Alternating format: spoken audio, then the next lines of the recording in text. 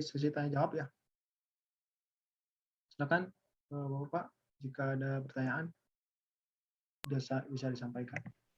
Ya, Mas Ido menyambung Ya. yang tadi Baik, Pak Dodi. Disampaikan. Memang di kami itu baru kalau secara perusahaan sih berdirinya itu dari 2012. Cuma baru fokus benar-benar kita memfokuskan itu 2016 awal. Ya, memang spirit awalnya itu kan kita pengen hijrah lah gitu kan, sesuai dengan membangun perusahaannya sesuai dengan syariah Islam kayak gitu loh. Jadi pelan-pelan memang kita merubah dari semua pola operasionalnya pun juga kita pelan-pelan menuju ke arah yang lebih syar'i gitu. Walaupun masih ada di beberapa bagian itu yang masih dalam kondisi menuju ke sana gitu kan. Memang dinamika waktu karyawan masih di bawah 10 gitu kan ya, kita semuanya tuh ini menyambung sebenarnya yang tadi kita bahas di awal lah gitu kan. Mohon maaf ya, ini ibu saya telepon sebentar, boleh? Oh iya, enggak. Ya baik.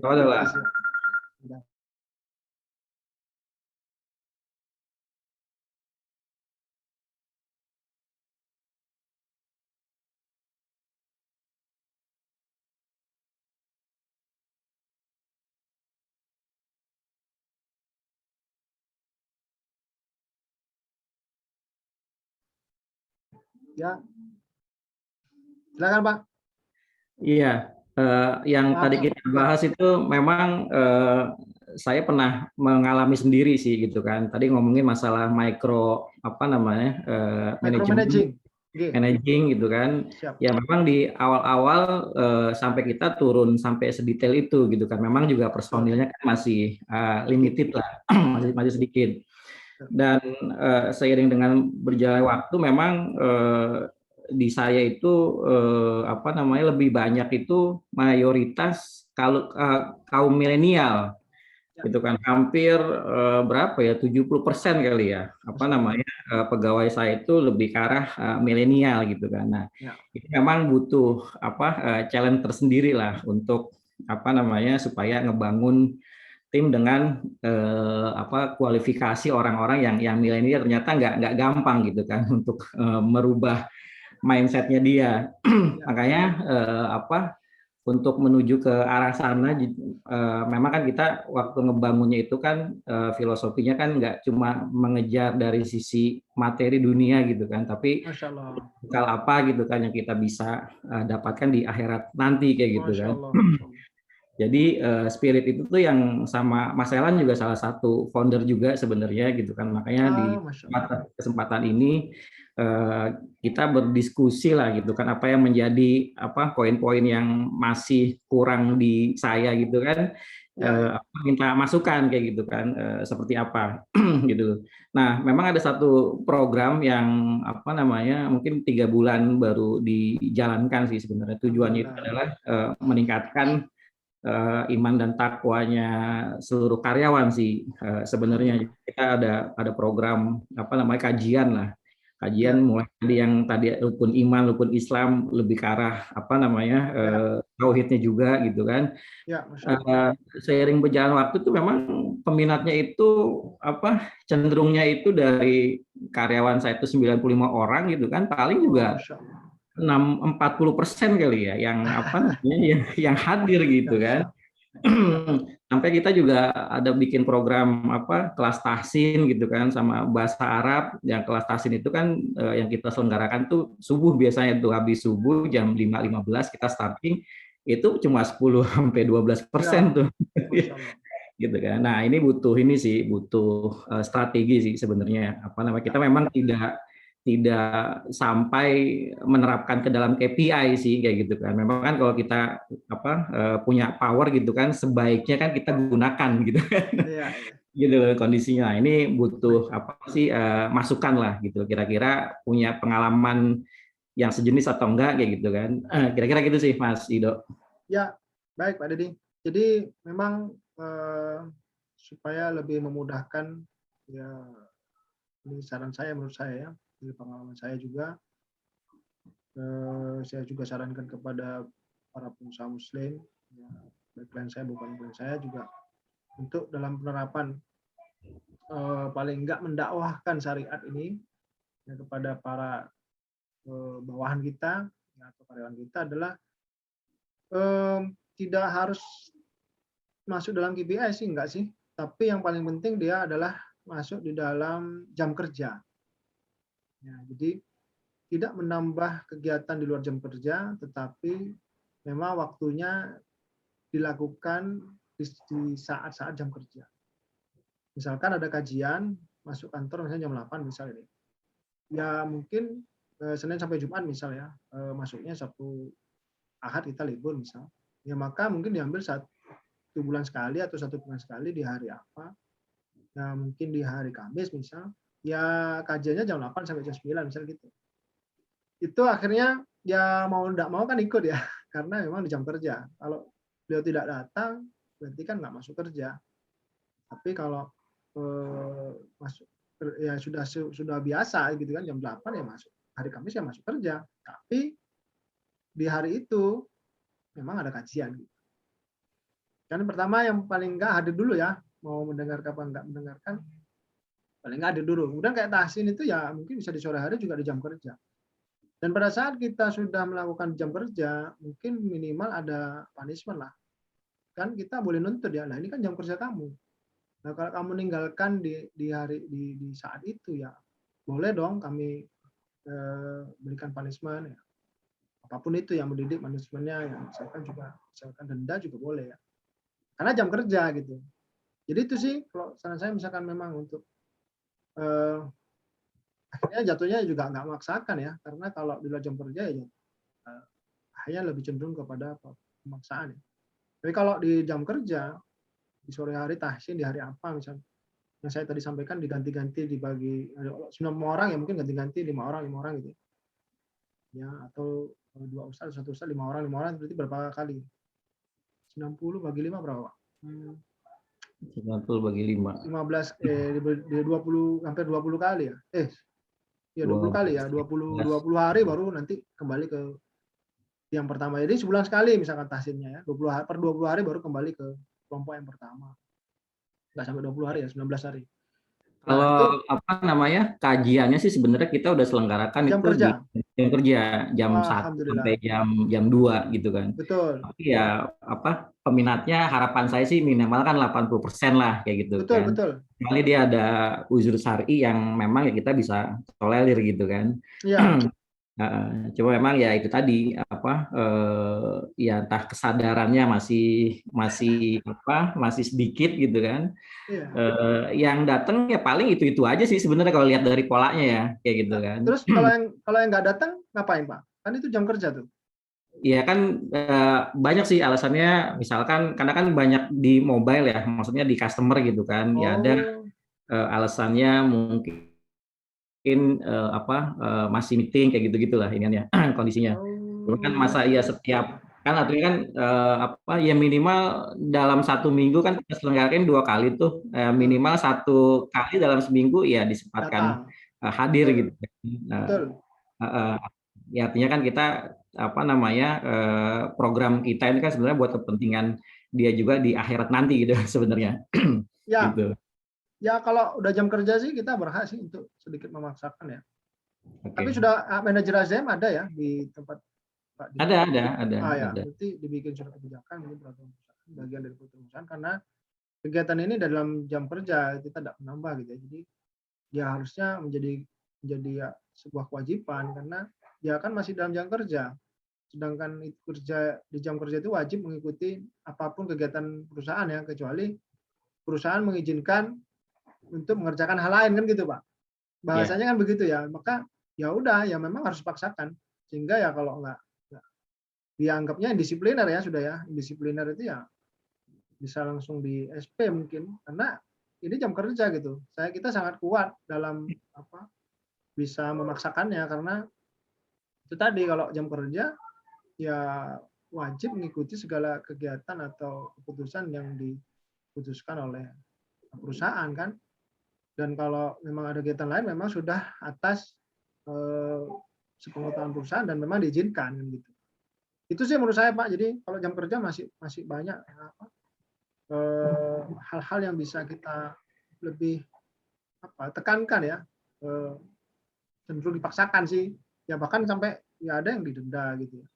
Kalau nggak datang misalkan 1 kali 100.000 ya gitu ya. Tapi kalau mau lebih mendidik nggak main motong-motong. Ya, tapi dendanya di bonus ya, bukan di gaji pokok ya. Gaji pokok nggak boleh dipotong-potong ya. Tapi di bonus, di bonusnya kalau nggak hadir dan itu jam kerja memang kegiatan perusahaan mewajibkan datang, ada jam kerja dan di kerjaan itu tidak ada kegiatan lain selain kajian, memang jam itu adalah kajian selama 1 jam ya harus datang semua dan ada absen gitu ya. Adapun ada izin kan memang sudah diizinkan SDM oleh SDM-nya kan, dengan mungkin syarat-syarat tertentu ya, kalau memang ada kerjaan deadline atau apa ya, memang sudah diketahui dan diizinkan oleh perusahaan gitu. Itu sih menurut saya Pak Dedi. Ya Mas Rido, syukran Mas Rido. Ya Afwan, semoga bisa membantu menjawab dan menjawab yang lain juga mungkin. Baik, mungkin ada pertanyaan lain dari Pak Elan, Pak Marzuki. Bismillah, Pak Rido. Ya Pak Elan. Iya, mungkin saya nyalain video sedikit nih supaya ya, kenal. Silakan. Iya, belum pernah lihat di wajah kita. Kenapa nggak bisa nih? Bismillah. Apa?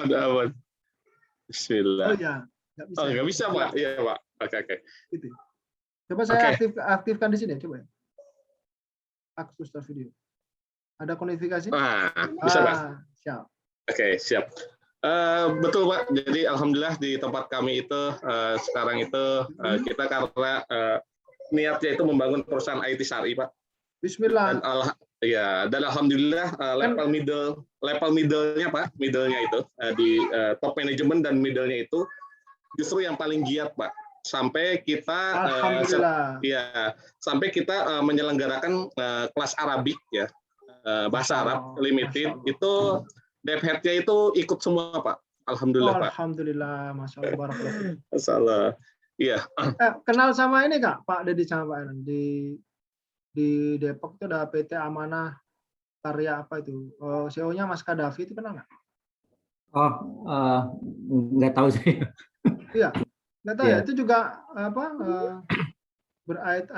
perusahaan yang ya juga menerapkan syariat, insya Allah. Belum pernah ya? Ya, nanti kalau misalkan Pak Rido ke Depok, kita silaturahmi Pak. Ya, insya Allah.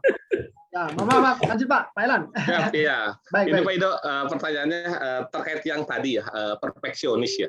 Jadi saya sama Pak Dedi, itu sebetulnya pernah di kantor sebelumnya juga Pak. Gitu. Bahkan kita itu dari tim 3 orang Pak, saya, Pak Dedi dan teman saya Pak. Gitu membangun suatu perusahaan orang waktu itu Pak. Masya Allah. yang dibangun perusahaan orang sampai perusahaannya besar ya. Akhirnya kita mencoba dengan Pak Dedi gitu, alhamdulillah, dan sekarang berkah Pak, bahkan melebihi dari kantor sebelumnya dengan jumlah karyawannya itu hampir 3 kali lebihnya juga Pak dari kantor yang sebelumnya. Seperti itu. Nah, betul yang tadi Pak Dedi disampaikan juga Pak. Jadi pada awal-awal kita itu branding Pak. Branding itu kan hal yang paling penting dan utama ya Pak ya. Dan kita itu selalu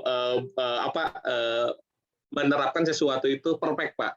Seperti itu. Tapi perfect dalam hal ini itu kita itu lebih ke perfectnya itu produk Pak. Dalam hal gini.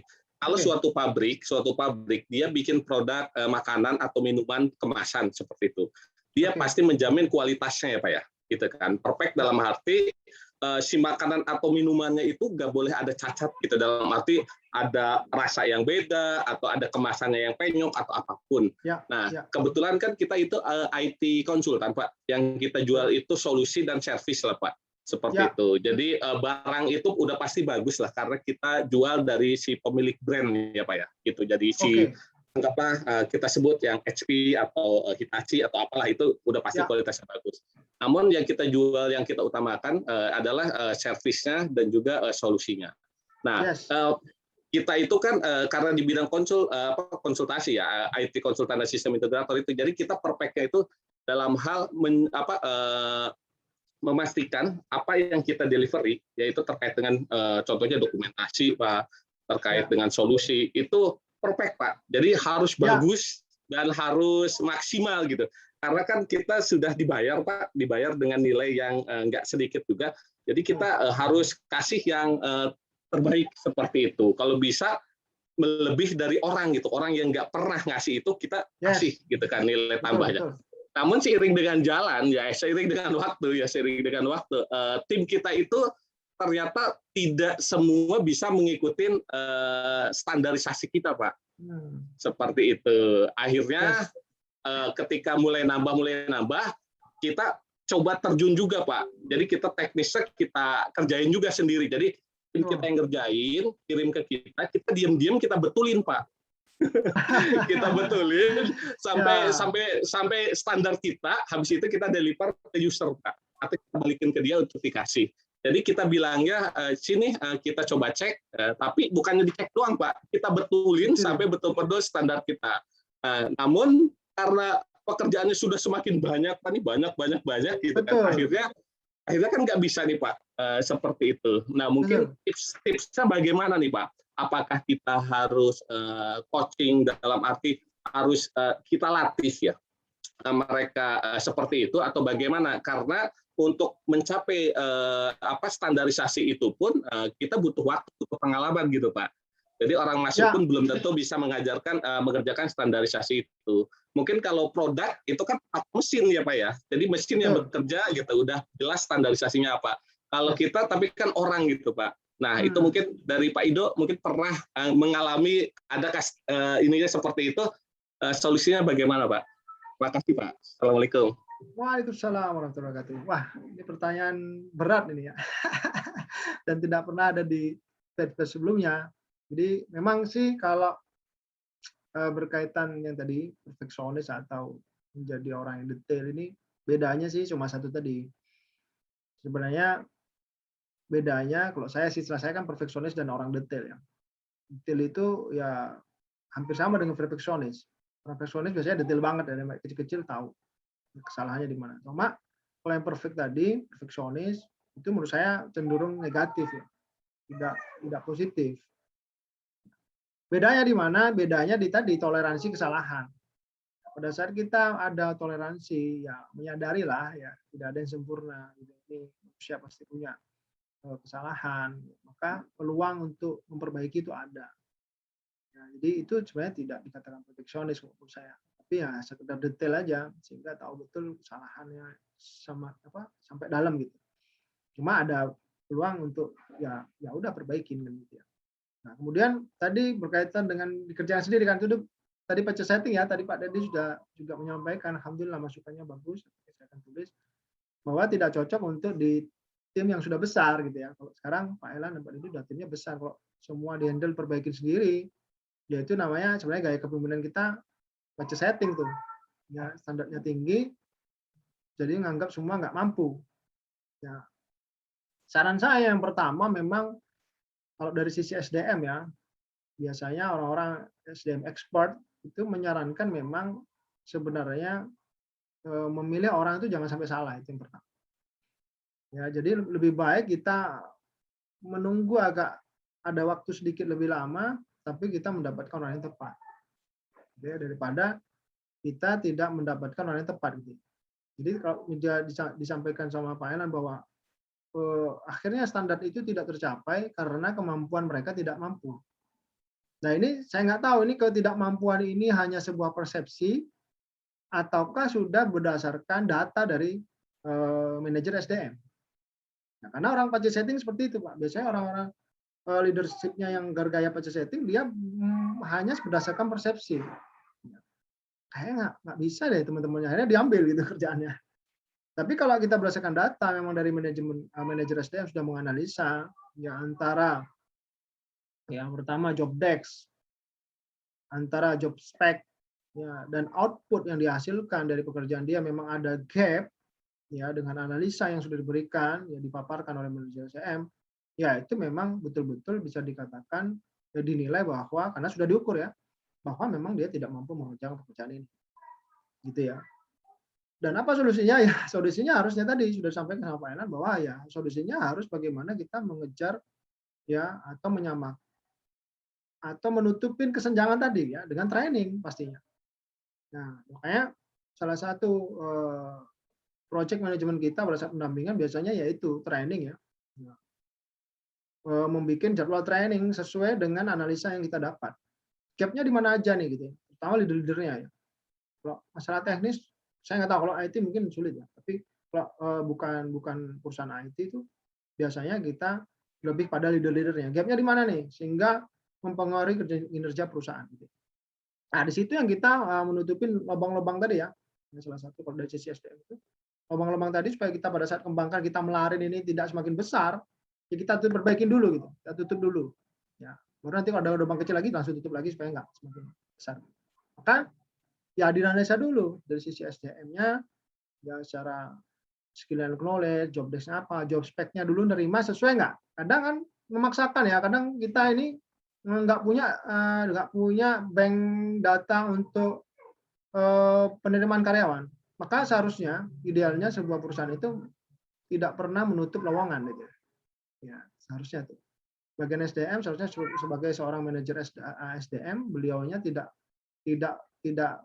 pernah menutup lowongan. Dia harus punya bank data, data karyawan ya, data calon karyawan. Ya, jangan baru butuh baru buka gitu. Biasanya kalau baru butuh buka itu terburu-buru dengan deadline sehingga wah ya sudahlah ini yang dipilih gitu ya. Padahal kesenjangan dari job desk dan job spec-nya itu jauh. Contoh, saya nggak ngerti kalau dia itu misalkan nih, yang mudah Pak ya saya contoh, misalkan mencari seorang manajer operasional misal begitu. Ternyata job spec yang kita minta manajer operasional ini misalkan salah satunya diminta pengalaman experience selama 5 tahun misalnya di bidang operasional. Ya karena keburu-buru ya kan, terburu-buru job spec-nya nggak terpenuhi. Ya, jadi agak diabaikan pengalamannya gitu ya, karena terburu-buru ya udahlah yang 2 tahun ini aja coba dipakai dulu karena yang lamar ternyata yang paling top, paling banyak, paling lama ya yang 2 tahun yang minimal ini kan kita tulis minimal 2 sampai 5 tahun mungkin gitu ya. Ya udah atau enggak sesuai minimal padahal yang ditulis 5 tahun ada yang lama 2 tahun ya udah dipanggil. Nah, karena sudah nggak ada pilihan. Sehingga ya udah karena nggak dapat ya udah itu yang dimasukkan. Pada saat dimasukkan ya sudah kan nggak sesuai job spec tuh. Ya seharusnya dia pengalamannya 5 tahun, jadinya cuma dapat yang 2 tahun karena terburu-buru, ya nggak punya bank data calon karyawan, sehingga ya wajar dong kalau outputnya tidak sesuai yang kita inginkan juga. Nah, jika juga dibarengin dengan deadline project yang juga nggak bisa nunggu training, ya ini juga ya akhirnya kendala di kita juga. Kalau kita bisa memahami resikonya pada saat dia pengalamannya memang job spec atau job spec yang lainnya yang memang tidak sesuai, ada beberapa poin yang variabel yang tidak sesuai, memang kita yang paksakan karena sudah tidak ada pilihan gitu ya. Mungkin kita lebih mementingkan attitude-nya bisa jadi. Ya. Maka pastinya manajer D mempunyai alasan dan mempunyai mitigasi risikonya. Apa? Ya jadwal training dia. Bagaimana caranya mengurangi kesenjangan pengalaman tadi yang 2 tahun, yang 3 tahun yang seharusnya kita butuh 5 tahun dia baru 2 tahun. Supaya seperti orang berpengalaman 5 tahun. Meskipun memang nggak bisa sama ya, tapi paling nggak kita ada usaha ikhtiar untuk memberikan training, menutupin kesenjangan-kesenjangan tadi yang tidak sesuai dengan job spec.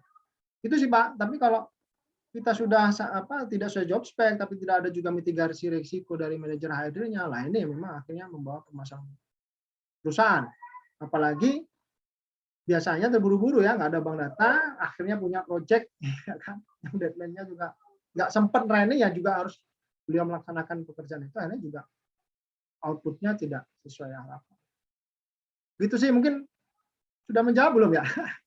Ya, baik Pak, syukran Pak. Ya, jadi ya yang udah juga sih. Akhirnya ya sudah kita ngikutin standarisasi teman-teman aja gitu. Nah. Yang penting yang diminta sama user atau customer-nya itu sudah memenuhi, Pak. Nah, akhirnya kita seperti itu.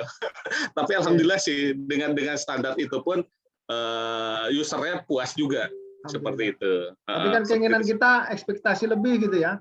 Ya, seperti itu. Tapi akhirnya kita pilih Pak. Jadi level ekspektasi lebih itu di di area-area tertentu atau momen-momen tertentu. Jadi nggak dari siap. jadi pilih akhirnya. Jadi nggak dari ujung ke ujung nih, gitu ya. Udah karena proyeknya juga yang banyak, gitu kan. Tim kita juga butuh waktu jam terbang, gitu Pak. Ya udah, yang penting sesuai dengan yang diminta customer atau user itu sesuai, kita ikut mereka. Nah nanti untuk hal-hal lebihnya di momen-momen tertentunya seperti itu sih Pak. Ya, jadi jangan sampai Pak Elan dan Pak Dedi juga ikut dalam pengerjaan, itu malah kerjaan kritikal ya, teknikal banget.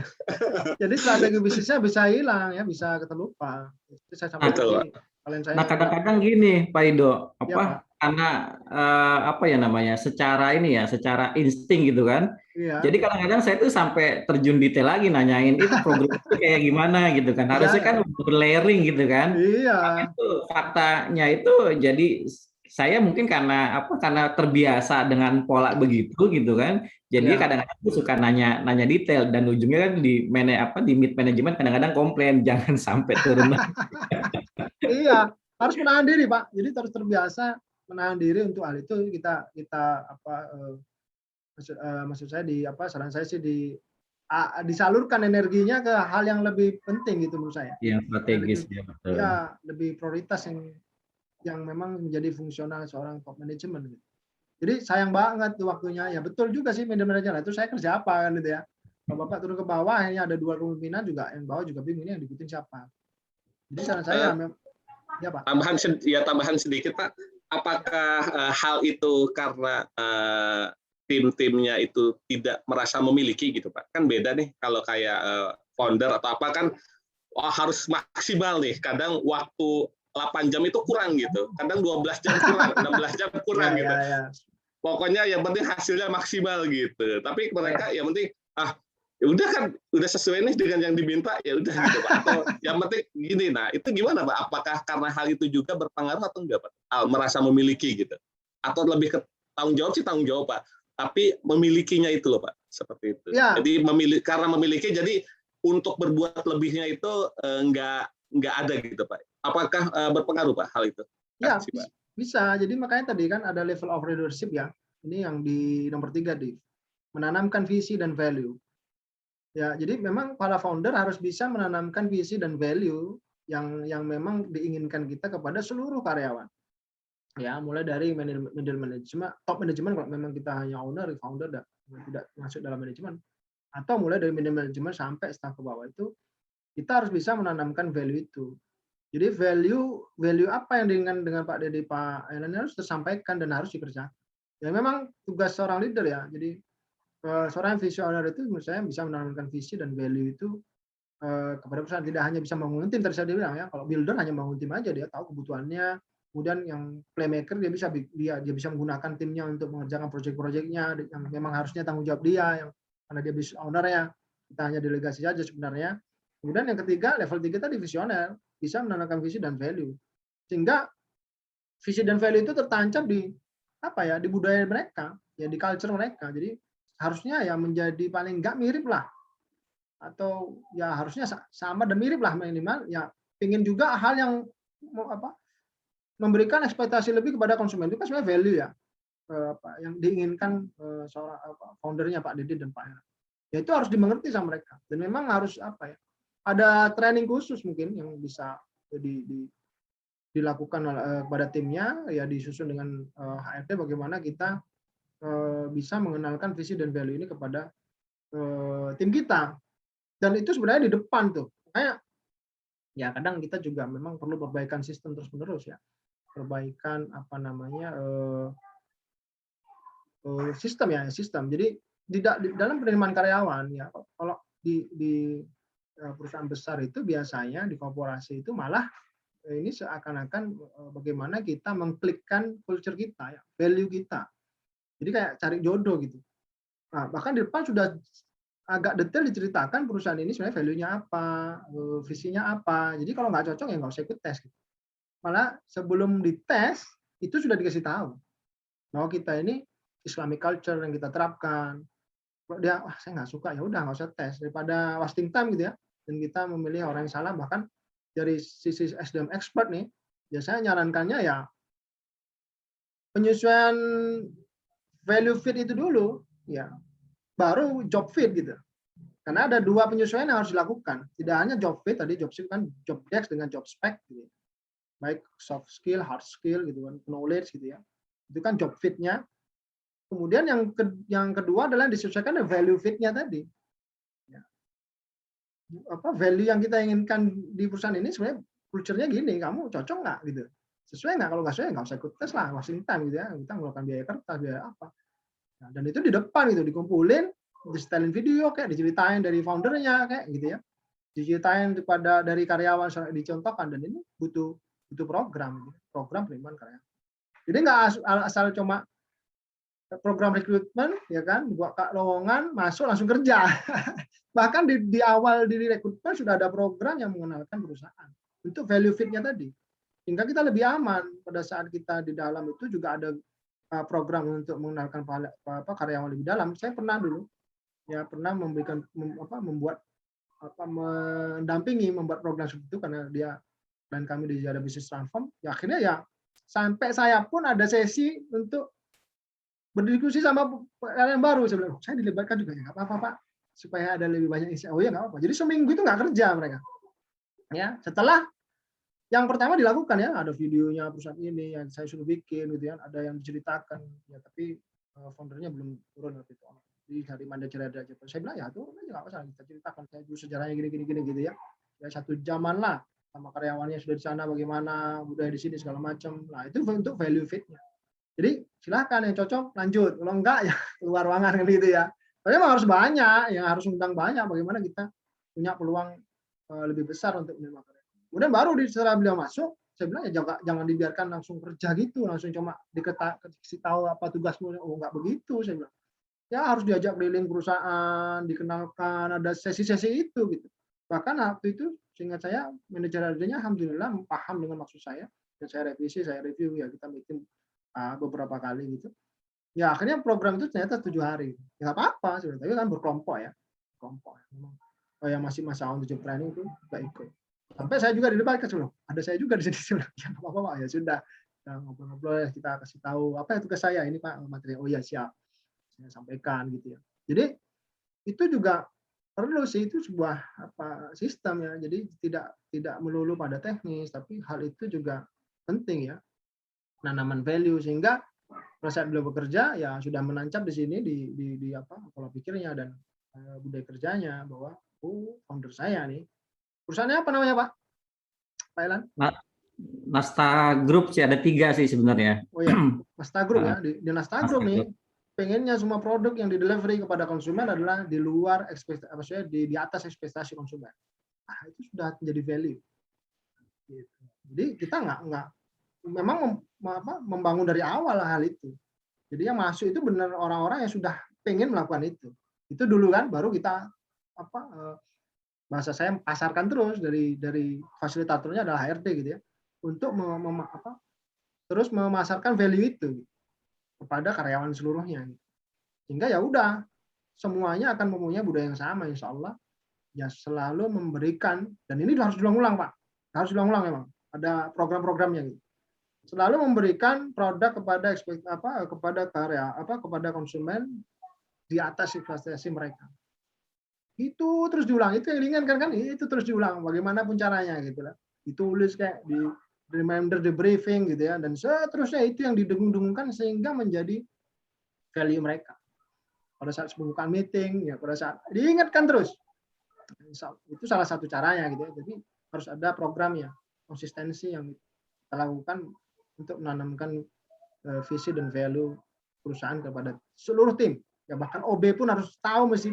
Kalau saya ngaudit tuh ya penerapan visi budaya perusahaan ya, misi itu, saya bilang ya sampai OB pun harus tahu ya, sampai yang bawah, bahkan dia hanya freelance pun outsourcing pun harus tahu, saya bilang. Paling enggak tahu-tahu aja deh maknanya, nggak perlu semakin tinggi semakin detail, saya bilang harus semakin detail tahu jabatannya ya, semakin tinggi jabatannya, visi misi budaya value perusahaan apa yang diinginkan oleh foundernya, itu semakin tinggi jabatannya harusnya semakin bisa menjelaskan dengan baik.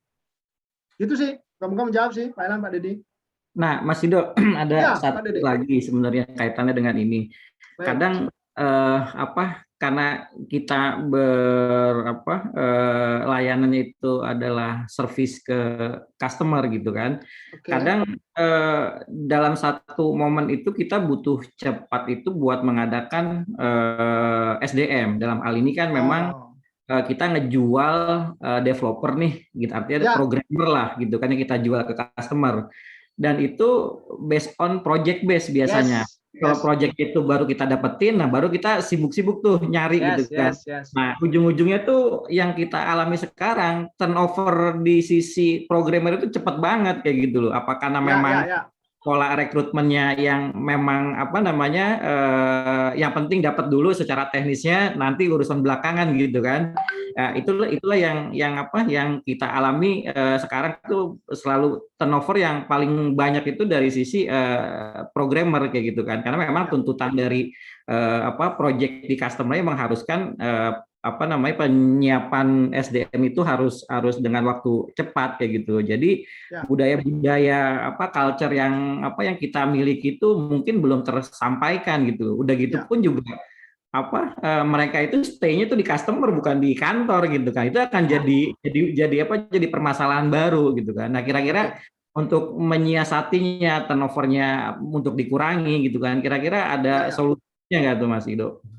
Tapi memang waktu yang dibicarakan ini case-nya kan based on project ya memang.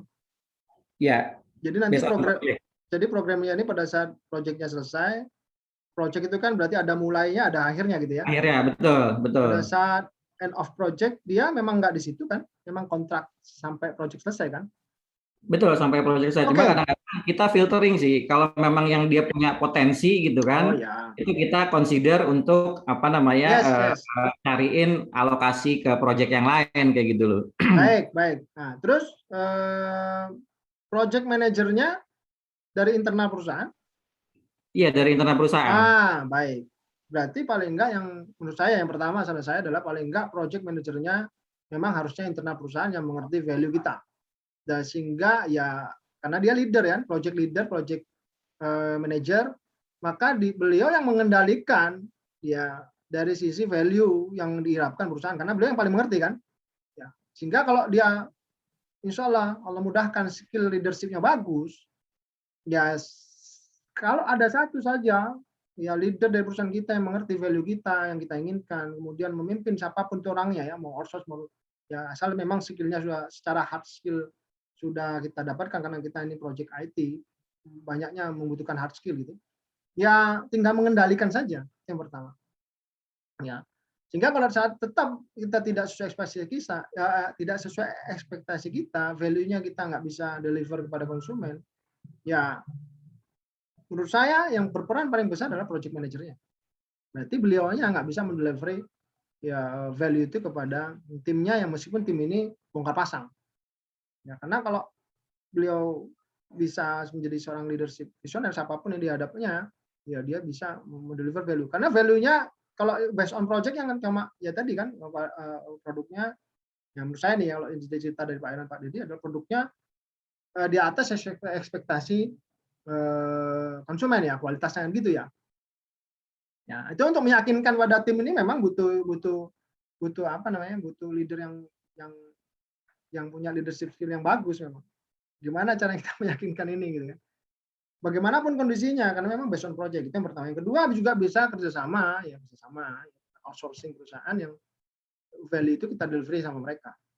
Ya jadi yang menghandle memang harus outsourcing dan ya kita hanya sekedar memastikan dia juga project manajernya gitu ya. Kita memastikan bahwa value-nya sudah deliver dan itu ya termasuk service mereka kepada kita gitu. Jadi kita hanya tuntut saja ini value yang kami inginkan ya based on project ya ini value kami berikan ya kamu yang bangun timnya ya kamu yang mimpin segala macam saya cuma dapat sudah matangnya kan gitu ya saya gitu ya. Ya menurut saya dua itu sih yang bisa dilakukan ya. Jadi yang pertama project manajernya harus mengerti betul-betul value kita dan menyampaikan delivery mengendalikan tadi timnya baik itu outsource maupun yang ada juga intinya timnya itu bisa mengerti value dan menerapkan ya. Memang harus dikontrol yang kuat ya kan. Dan lain sebagainya lah kalau secara teknis banyak banget caranya ya koordinasi yang ketat, kontrol yang kuat ya.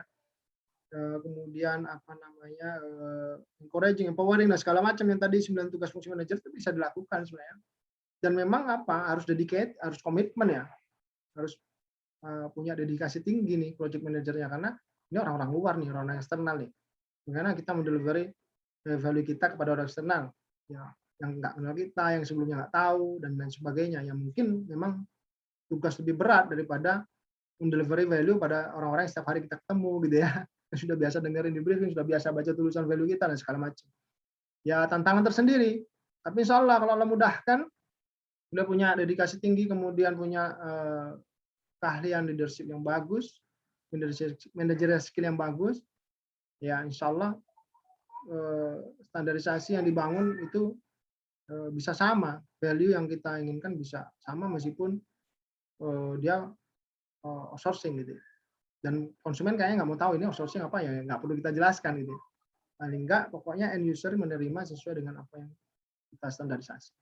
Itu sih Pak Elan, Ya, Pak Dedi. ya, Moga-moga bisa menjawab. ada gambaran. Siap. Alhamdulillah. Silakan teman-teman yang lain, Pak Mas Marzuki, Pak Hafiz. Mungkin ada yang perlu ditanyakan. Saya Pak mau nanya Pak. Ya, silakan Mas Marzuki. Harus tanya ya. Baik. Ini kan saya kan baru 1 bulan ini Pak jadi manajer kan. Betul. Nah, dan kemudian saya ditunjuk itu karena kekosongan manajer sebelumnya. Gitu. Oke. Jadi mau tidak mau. Nah. Silakan berarti. Nah seperti itu. Nah, dan itu kan saya belum ada pembinaan Pak. Ya. Di coaching gitu kan. Dan ini pertama kalinya saya ikut gitu. Alhamdulillah. Nah, yang mau saya tanyakan itu apa aja nih Pak hal-hal yang kira-kira harus saya hindari sebagai manajer dalam memimpin perusahaan. Nah itu Pak, karena kan saya manajer baru gitu. Baik. Yang perlu dihindari tadi sebenarnya ada di waktu saya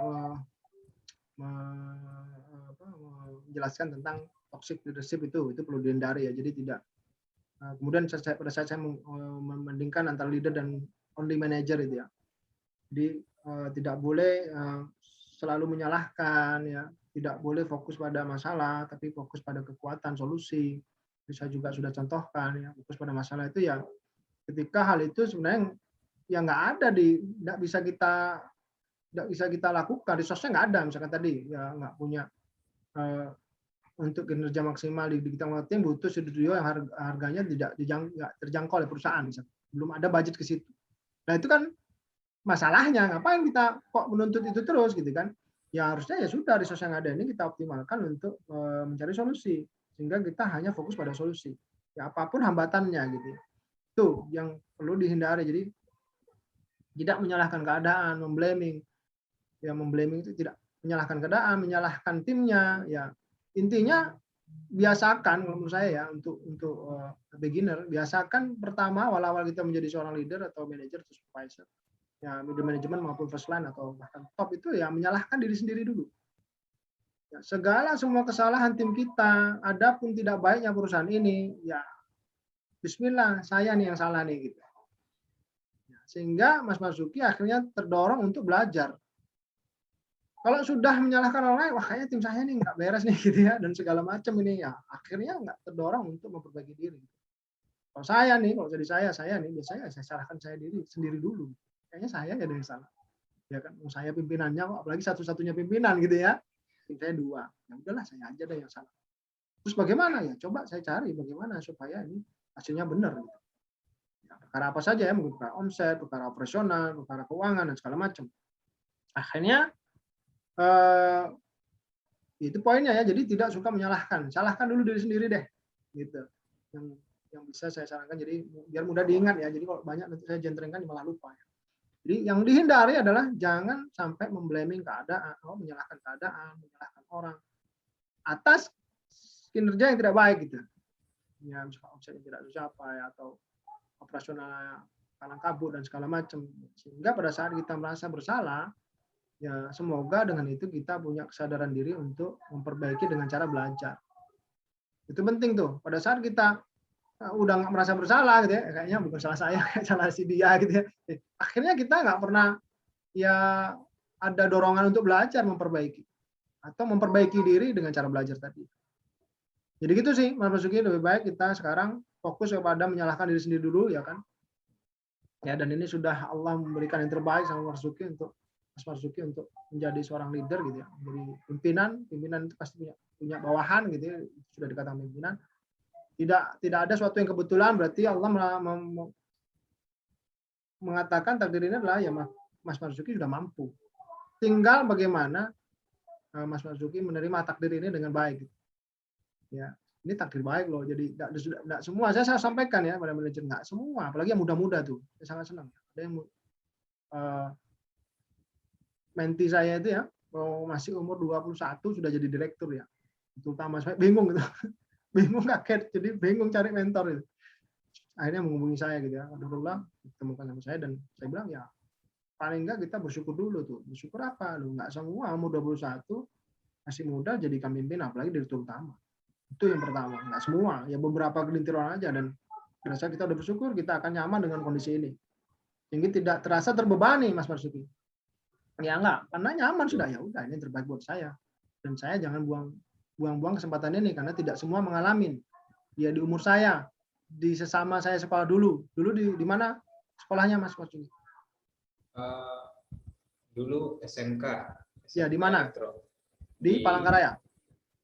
Di kampung. Di mana? Kota Palangkaraya. Oh ya. Di Katingan. Nah. Ya, coba cek deh teman-temannya yang dulu satu kelas dengan Mas Marzuki, SMK apa namanya? SMK Muhammadiyah. SMK Muhammadiyah di Katingan tadi, cek deh siapa teman-temannya yang jadi manajer saat ini. Nggak ada sih. Nggak ada lah, Masya Allah, apalagi sudah tahu ya. Nah, ini harusnya kita syukuri dulu. Yang pertama jangan suka nyala-nyala, yang kedua ya, supaya tidak seperti itu kita harus bersyukur. Ini takdir yang Allah sudah berikan sama kita dan ini takdir yang baik gitu ya, karena jadi pimpinan. Dengan itu kita tidak akan merasa terbebani. Hilang bebannya, ya ini terbaik kok, ya kan? Jadi merasa senang pada saat kita melakukan pekerjaan dengan senang. Ya akhirnya insya Allah banyak ide-ide kreatif yang bisa kita lakukan untuk perbaikan, dan kita melakukan perbaikan itu tidak terpaksa. Ya, dan memang harus banyak belajar. Dengan kita tahu kita banyak salah, tahu kita belum banyak pengalaman, dan semuanya ini masih kita yang salah gitu ya. Maka ya banyak belajar, perbaiki diri, ya kemudian bersyukur sehingga kita tidak terbebani dengan tidak merasa terbebani dengan peran yang Allah berikan ini. Itu sih, semoga bisa menjawab Mas Marzuki. Ya, baik. Jadi ada 3 Pak ya yang saya tangkap Pak. Siap, boleh bilang. Yang pertama tadi fokus solusi. Yes. Lalu yang kedua itu mungkin introspeksi diri, jangan menyalahkan. Yes. Betul. Dan yang ketiga bersyukur. Ya. Begitu ya Pak. Nah, ya, siap. Terima kasih Pak. Alhamdulillah. Sama-sama, Marzuki. Oke, mungkin yang lain Pak Hafiz. Belum ada Pak. Belum ada. Oke. Ya. Baik. Mungkin yang lain Mas Tatas mungkin. Ada pertanyaan? Mas Tatas hadir? Siap, hadir Mas Yudo. Ya. Mungkin ada pertanyaan Mas. Pertanyaan mungkin dari rekan-rekan ya. Siap. Yang sempat ada yang banyak-banyak juga Mas Yudo. Baik. Seperti yang kelas-kelas sebelumnya mungkin ya. Jadi mayoritas itu owner itu kan kalau yang di UMKM ya terutama ya, karena kebanyakan kan yang saya kenal kebetulan ownernya UMKM itu. Yang seperti dulu sempat saya tanyakan, jadi kecenderungannya kan biasanya di sebuah perusahaan itu yang terutama yang masih UMKM ya, belum corporate, belum ada SOP yang bagus dan lain sebagainya. Itu ketergantungan terhadap orang-orang atau bahkan hanya supervisor atau staff di bawahnya itu cukup tinggi gitu. Terutama terkait bidang keilmuan yang tidak dikuasai oleh ownernya gitu kan. Bagaimana cara si owner ini menyesuaikan dengan cepat dalam waktu yang singkat, karena kan kadang keputusan harus diambil dengan cepat juga ya. Nah itu yang mungkin beberapa dari pada saat ini. Oke. Jadi yang saya pahami ini ownernya nggak menguasai misalnya keuangan atau ya, di tidak bidang menguasai keuangan. dia cuma teknis ya yang dia tahu gitu misalkan. Oke. Teknis Kemudian produksi. ada orang yang di keuangan tersebut. Ya, dengan tersebut, tapi kinerjanya itu nggak bagus. Dianggap oleh rekan-rekan yang lainnya itu biasanya itu jadi kayak semena-mena, kayak seolah-olah dia yang ownernya kan. Karena dia menguasai hal tertentu, terutama megang keuangan misalkan gitu ya. Nah, biasanya owner ini curhat juga gitu ya ke kami gitu, gimana sih sikap saya sebaiknya nantinya. Masya Allah, barakallahu. Jadi alhamdulillah hal ini pernah dialami oleh sahabat Rasul ya. Jadi memang seorang leader itu tadi saya bilang harus tegas ya. Dan memang kalau dikatakan nggak harus ada batasan, ya tetap harus ada batasan meskipun sebesar benang gitu ya, setipis benang. Jadi memang perlu ditegaskan nih, saya siapa, kamu siapa, itu yang pertama. Ya, jadi kalau di dalam Islam, kalau memang ya, kalau sudah ngaji itu tahu ya, jadi pemimpin itu memang harus dipatuhi gitu ya. Tapi kita menerapkan itu ya ketegasan. Jadi ya harus ditegaskan, saya siapa, kamu siapa. Gitu. Ya harus tahu posisinya. Ya, jadi pada saat saya lupa yang Amr bin As mungkin ya, yang baru pertama masuk Islam, baru 2 bulan terus jadikan panglima perang gitu. Ya, ya kalau sahabat Rasul semua ya patuh aja sama Rasulullah SAW gitu ya. Tapi ada kejadian yang membuat Umar bin Khattab itu bertanya gitu. Yang pertama, nah ini baru 2 bulan udah dijadikan panglima gitu. Nah, ini juga budaya Islam jadi tidak pernah mengunggulkan senioritas juga enggak ya. Jadi yang mampu yang ditunjuk gitu. Karena Rasulullah SAW dapat wahyu dianggap ya Amr bin As mampu untuk memimpin perang ini. Saya lupa perangnya apa ya. Kemudian ada cerita menarik pada saat itu beliau memimpin sholat subuh ya. Karena memang panglima perang harus yang memimpin sholat. Pada waktu itu beliau junub gitu. Ya, junub itu karena mimpi basah itu junub. Ya. Nah, karena kondisinya dingin ekstrim, beliau tidak berwudu, ya, nggak mau karena airnya dingin. Enggak, saya nggak mau wudu. Jadi tayamum aja. Ya, dan Umar berkata, bisa gitu. Dan Abu Bakar itu pemimpin. Ya, Rasulullah sudah tahu. Yang intinya, ya, hikmahnya dari Amr bin As ini melakukan, terus kemudian di perang itu kan sudah kalah ya, yang musyrik itu kalah, lari di malam hari, tetap jumlah kita sedikit cuma 30 orang kalau nggak salah. Itu ribuan orang kalau nggak salah. Makanya diserangnya malam hari atau subuh pagi masih gelap itu. Itu hanya jangan dikejar, kita pulang aja. Ini udah kalah kok. Intinya gitu ya, ada pendapat yang lain dari Umar. Jadi itu ditanyakan sama Rasulullah SAW. Yang intinya pada saat itu Umar bin As melakukan ketegasan dan menyampaikan secara perilaku bahwa saya pemimpinnya ini. Jadi saya yang berhak memutuskan gitu. Ya, dengan cara perilaku ya, nggak diomongin, secara tersirat. Nah ini yang mungkin saran saya dilakukan juga di perusahaan tersebut adalah secara tersirat ya biasanya dengan membredel kebijakan tuh. Kalau saya gitu, kalau saya untuk mensplit orang-orang egois dan narsis dari sebuah perusahaan, itu saya pernah mengalami kejadian. Masuk di sebuah perusahaan menjadi kami, ternyata sentralnya itu di satu orang yang ditunjuk oleh owner karena temannya katanya, teman lamanya jadi seakan-akan berperan sebagai GM dan sebagai owner. Dan ownernya sangat percaya sama ini. Padahal dia orangnya toxic leadership, yang nggak mau menerima pendapat orang lain, gitu. Nah, bagaimana cara saya waktu itu strategi kami? Ya, caranya itu tadi membredel powernya dia. Akhirnya kami angkat 2 orang manajer baru untuk memecah kekuasaannya dia. Ya, secara tersirat ini. Ya, kami angkat 2 manajer baru dari supervisor, kami angkat dari manajer, dan saya serahkan project manajemen dengan pendampingan kami kepada yang manajer baru ini, bukan kepada dia. Nah, itu tampak itu ya, dan atas persetujuan owner.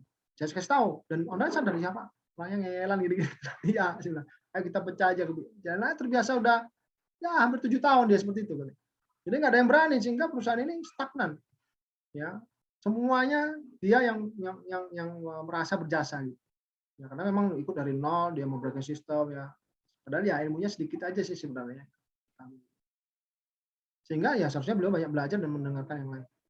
Akhirnya kami pecah, jadi kami angkat 2 manajer baru, dan yang satunya yang kira-kira menurut kami kompeten, kami rekomendasikan kepada owner, klien kami, untuk diangkat jadi project manager di pendampingan kami. Sehingga ya tersiratnya dia jadi GM sebenarnya. Ya, jadi itu yang pertama harus ditegaskan ya, kamu siapa sama saya siapa, tidak ya bisa dengan lisan ataupun dengan tindakan.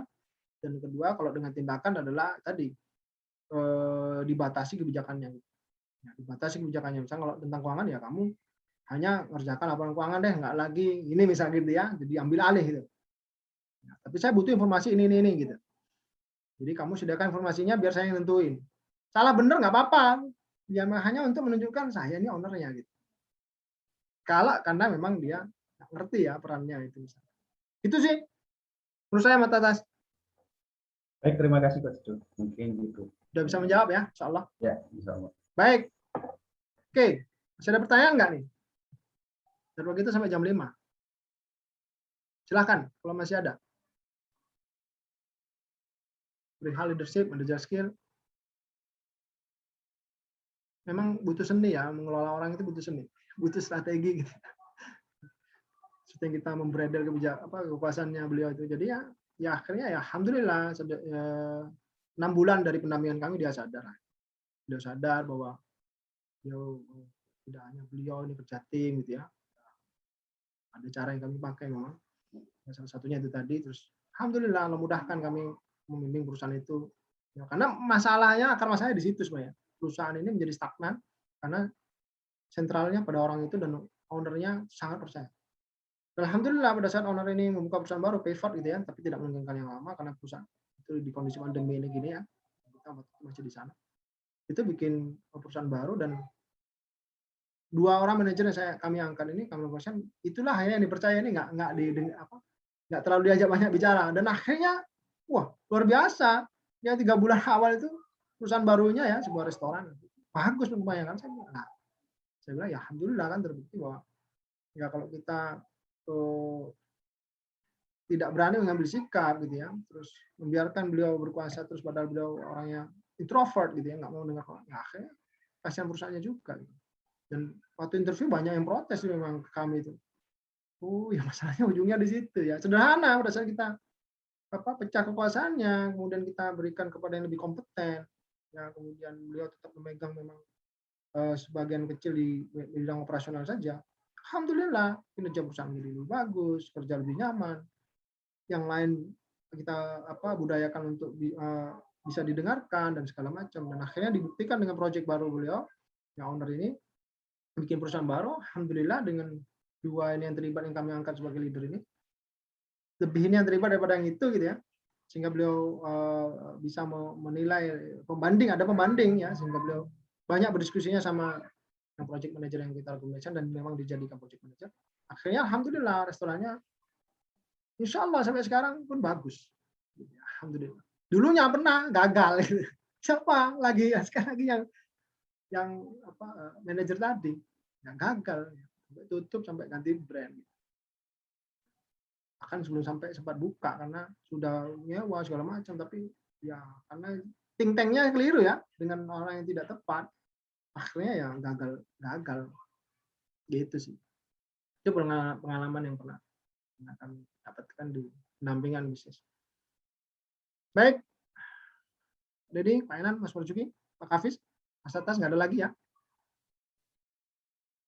Cukup Pak Ido. Siap. Alhamdulillah. Ya. Dari saya satu deh Pak, satu lagi Pak. Oh ya boleh.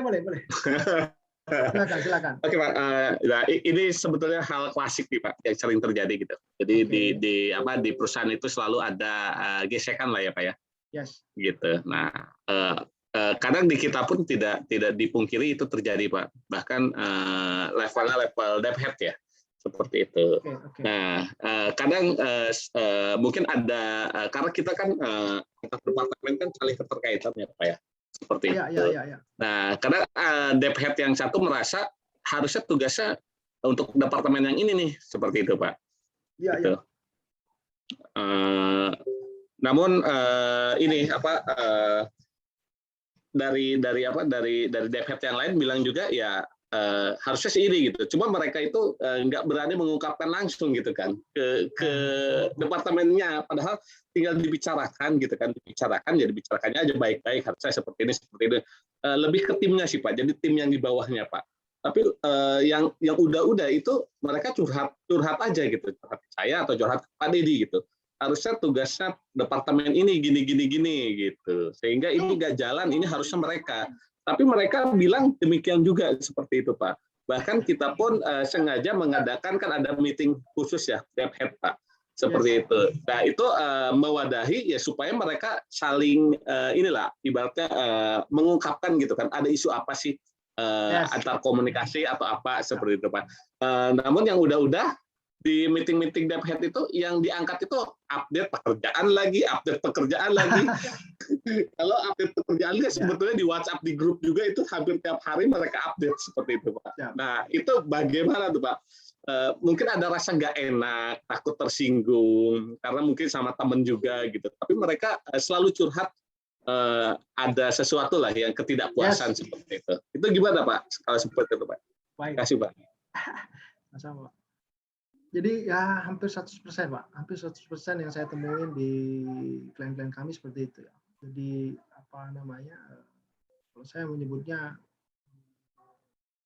ada silo antar departemen. Jadi tidak ada koordinasi dan kolaborasi yang baik. Itu sering banget terjadi. Jadi kalau langkah ekstrimnya sebenarnya adalah memindahkan pimpinan-pimpinannya di tugas-tugas yang baru. Jadi dilukir-lukir. Itu langkah ekstrimnya sebenarnya untuk menghilangkan silo tadi. Supaya merasakan gitu. Meskipun by project aja misalnya. Ya kamu coba 2 minggu megang keuangan ya. Kamu coba 2 minggu gitu. Supaya bisa tahu. Itu langkah ekstrimnya ya yang bisa kita lakukan untuk menghilangkan silo itu tadi. Jadi dan ini sebenarnya berkaitan dengan namanya service excellence ya. Jadi internal service. Jadi pelayanan itu sebenarnya tidak hanya kepada external customer. Ini sudah selalu kita sampaikan pada para manajer bahwa pelayanan itu juga antar departemen, antar karyawan itu juga sebenarnya ya itu juga lebih penting. Juga penting maksud saya. Ya, untuk juga tetap service excellent. Bahkan ini dah keluarga kamu ini gitu loh. Ya, konsumen juga keluarga kita. Dan ini juga keluarga kamu. Jangan sampai ya hanya servisnya excellent-nya kepada konsumen, tapi ternyata di internal nggak begitu. Ya, langkah ekstrimnya seperti itu ya. Jadi memindahkan posisi jabatan meskipun secara proyek kalau lama, kalau dia nggak nguasain bidang ilmunya juga kacau ya. Atau ya ada sebuah misalkan event yang supaya tidak tersilo-silo seperti itu, ya event yang saling mengaudit gitu.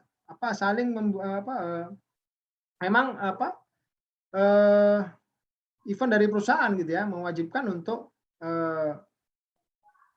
divisi yang lain, bukan untuk menyalahkan ya, divisi yang lain untuk mencari solusi divisi yang lain gitu. Ya, jadi masalahnya apa, coba kamu pelajari masalah divisi itu apa, terus kamu kira-kira sesuai, dan memang jadikan event ya supaya saling merasakan gitu. Dan dia akan tahu tuh pada saat dia menganalisa masalah divisi yang lain ternyata ada kaitan dengan divisinya dia. Itu biasanya kalau event itu kita buat gitu ya. Itu saran saya yang kedua. Jadi bikin event, kalau nggak mau sangat ekstrim memindahkan head tadi, ya udah kita bikin event deh. Eventnya tadi coba cari permasalahannya dan coba divisi yang lain dengan kemudian berikan solusinya. Ya di waktu meeting pekanan head itu, pekanan ya Pak? Bulanan apa pekanan? Pekanan Pak. Ya pekanan head biasanya pekanan ya. Itu diungkapkan. Ya. Kira-kira permasalahan yang kamu dapat pekan ini apa nih? Dan semua tim boleh ikut ya. Semua tim, misalnya ada head departemen keuangan, timnya ada 5. Ya udah, 5 sama manajemen 6 ya. Ikut menganalisa. Tapi yang melaporkan cuma headnya doang. Ini katanya ini masalahnya, terus solusimu apa? Nah, lama-lama dia akan ketemu dengan penghambatnya. Ya, penyebab masalahnya itu adalah departemen dia. Saya yakin itu karena kita akan berkaitan. Hingga akhirnya dia akan sadar ya dengan itu terus-menerus, terus Bapak sebagai top manajemen ya.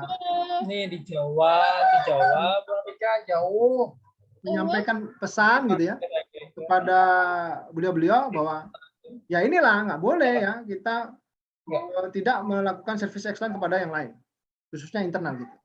Ya, Bapak harus menekankan itu di setiap meeting, dia merasa gitu kan, oh ternyata penghambatnya saya gitu ya. Nah, itu terus dikemukakan bahwa ya kita harus bekerja sama, berkolaborasi, saling bekerja tim, kemudian koordinasi, ya harus saling memberikan servis yang terbaik antar tim dan segala macam. Insya Allah Pak, kalau itu dijalankan minimal 3 bulan saja per pekan kita suruh analisa serta timnya, saya yakin ada perubahan lah paling enggak tanpa Elan. Itu sih Pak, moga-moga bisa menjawab. Ya, syukran Pak. Jazakallah khair. Wa jazakallahu khairan. Itu kira-kira? Nah, lagi siap-siap pulang. Baik. Alhamdulillah. Alhamdulillah.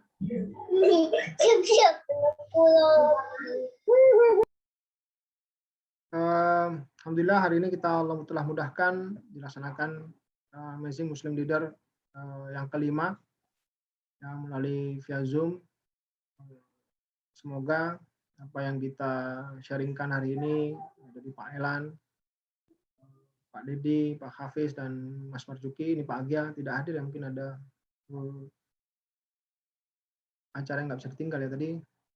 Ada saudara yang sakit kayaknya, membutuhkan donor darah kayak tadi.